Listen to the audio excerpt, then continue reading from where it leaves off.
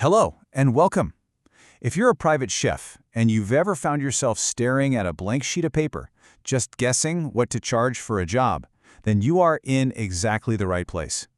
We're going to build a really simple but powerful system to help you price your work like a pro, and most importantly, profitably. Okay, so here's what we're going to cover. First, we'll tackle the big pricing problem that so many chefs run into. Then, we'll get practical and build an actual quote from scratch. We'll look at what your profit really has to cover. It's more than you think. We'll touch on the tax and VAT squeeze, plan out what an annual income could look like, and we'll wrap it all up with the one key thing you need to know for profitability. All right, first things first, the pricing problem. You know, it's this trap that so many fantastic creative chefs fall into.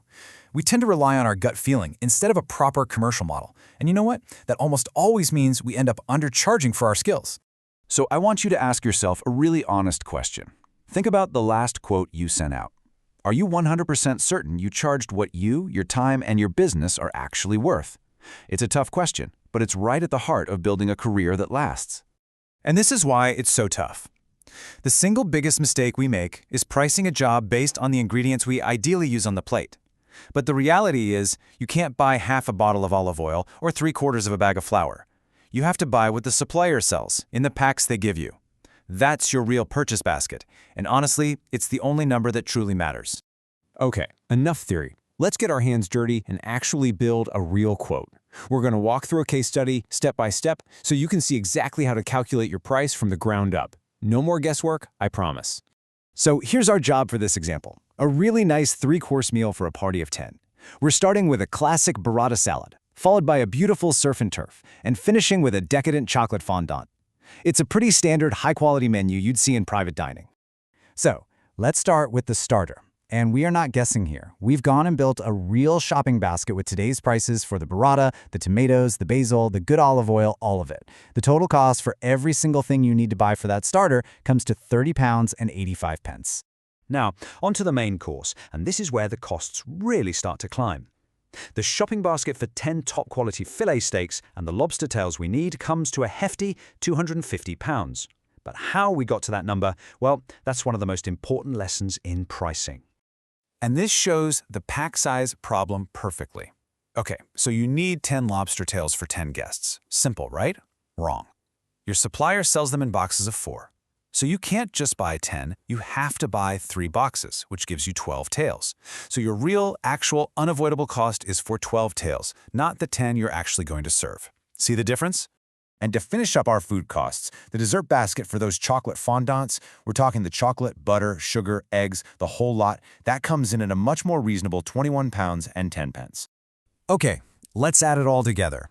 Your total, real-world purchase from the shop food cost for this entire job is £301 and 95 pence. This right here, this is your absolute baseline. Your entire business model has to be built on top of this number, not a penny less. Now let me introduce you to the tool that turns that cost into a professional quote. It's the 4x multiplier. And the formula? It's beautifully simple. You just take your real food cost and you multiply it by 4. So in our case, that's £301 95 pence times 4, which gives us a final selling price of £1,207 80 pence. Now here's the really cool part. When you use the 4x multiplier, it automatically creates a healthy business model. So your food cost is now exactly 1/4, or 25%, of your selling price. And the other 3/4? That's 75%. That becomes your gross profit. For this one job, that creates a pot of $905.85. But, and if you remember one thing from this, let it be this. That 75% gross profit is not your take-home pay. It's not the money you put in your pocket. It's the pot of money you have to run your entire business for the day and then pay yourself from what's left. So let's just stare at that number for a second. £905 85 cents. This single figure has to cover everything. It needs to work really, really hard. So let's break down exactly what this pot of money has to do. So, that gross profit has to cover your actual labor, right? Your day rate. It's got to cover all the admin and menu planning you did before the job even started, the time you spent shopping, the gas in your car, all your prep time, your service time, your clean down time. It covers consumables like cling film and cleaning supplies, your business insurance, and of course, a slice for the tax man. And speaking of the tax man, let's talk about those financial pressures that can really start to squeeze your profit as you get more successful. we need to talk about tax and something every growing business has to get their head around, VAT. Now, the key thing to remember about VAT is that it's not based on your profit, it's based on your turnover, your total sales. So, as your business grows and you start getting close to that 90,000 pound threshold over a 12-month period, you hit what people call the VAT cliff. And at that point, you have a big decision to make. You really only have two options. Option 1, you add 20% VAT on top of your price, which obviously makes your quote much more expensive for the client. Or option 2, you absorb the VAT from your existing price. But if you do that, your gross profit margin takes a huge hit, dropping here from a healthy 75% all the way down to 70%. Neither one is an easy choice, which is why you have to plan for it way ahead of time.